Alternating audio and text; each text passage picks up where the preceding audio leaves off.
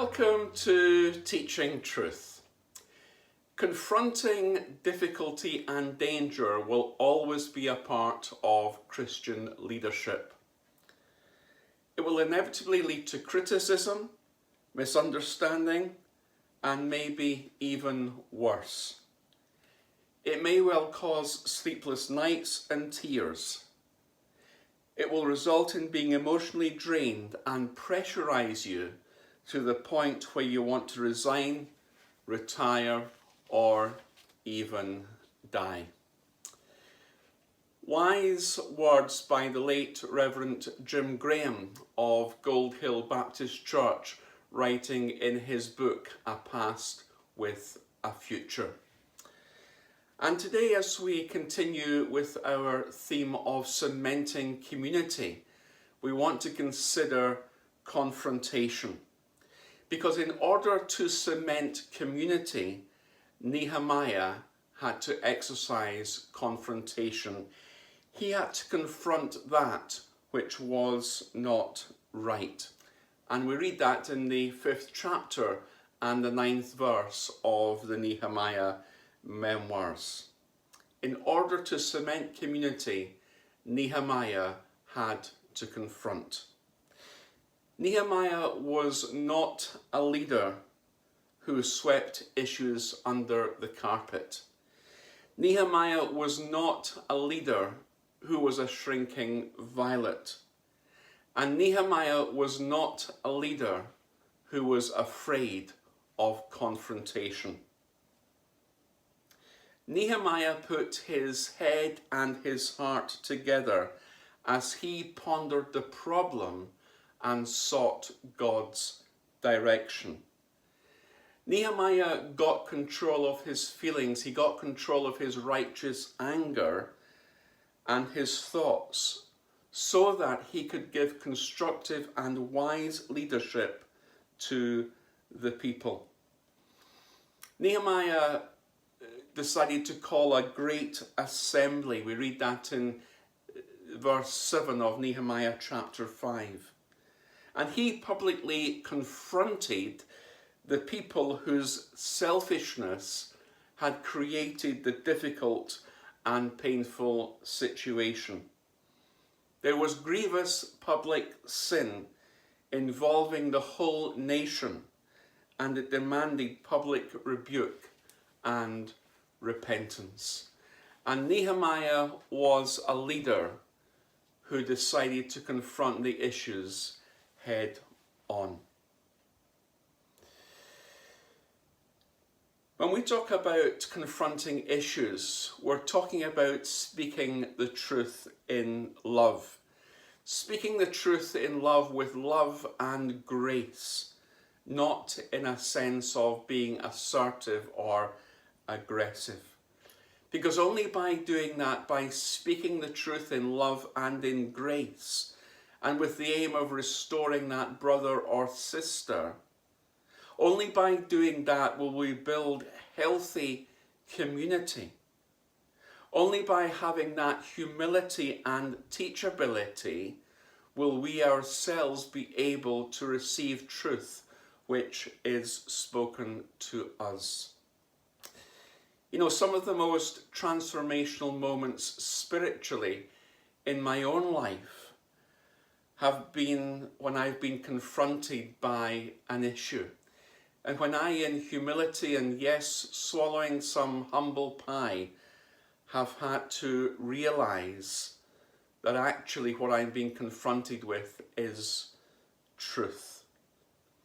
And truth and honesty and authenticity, speaking the truth in love, builds and cements community. Faithful are the wounds of a friend, and that is so true, because we need to be cemented in community to hear and to receive, and yes, to work through the truth. And Nehemiah wanted the people to be cemented in community in order that they would hear the truth. And Nehemiah, as it were, cemented them in community. He called a great assembly in order to call out that which was error, to call out that which was wrong, and to cement, as it were, the truth within them, but also to confront the issues that there were. The wise, the seasoned, the mature leader will not only speak the truth in love, but will not shy away from having those difficult, what I would call eyeball conversations. Nehemiah was a man like that. He didn't shy away from confronting the issues. He was a wise, a seasoned, a mature leader, and he was willing, as it were, to have those eyeball conversations, speaking the truth graciously, yet speaking the truth in love. Let me bring a twofold challenge to you. Is there someone today whom God has laid on your heart who you need to go to and speak the truth in love to? Graciously, humbly, but to help restore that brother or sister. Or do you perhaps maybe just need to eat some humble pie and to receive some truth into your own life from a fellow brother or sister? Only by doing that together in community can community be cemented. Only by having that openness, that humility, that vulnerability, and that commitment to authenticity will we be able together to confront issues, work through them, and with God's help move forward. Let me share with you an extract from a book called Beyond Forgiveness, written by Don Baker, about the healing touch of church discipline. And he writes in relation to confrontation the following: confrontation to many is extremely difficult.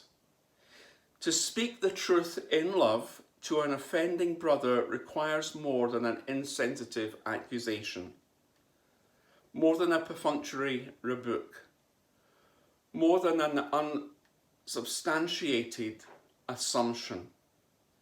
Confrontation, or the act of addressing the problem of sin in a brother's life, must be pre-prayed, pre-thought, and pre-planned. It must not be done impulsively or in anger, since it is the first crucial and cautious step toward the restoration of a Christian brother or sister. The first step in confrontation is critical. Confrontation is similar to rescuing a drowning person. There is always the sense of extreme urgency, the carefully planned approach, calculated timing, loving firmness, and all of this with the full awareness of the extreme danger to one's own safety. Nehemiah, in order to cement community, called the community together to speak the truth in love to them, wisely and graciously. May God give us those Nehemiah-like qualities to not only speak the truth in love, but to receive the truth, and if needs be, to eat some humble pie. May God bless you today as we think about this difficult subject of confrontation, which is essential if we are to create healthy communities that glorify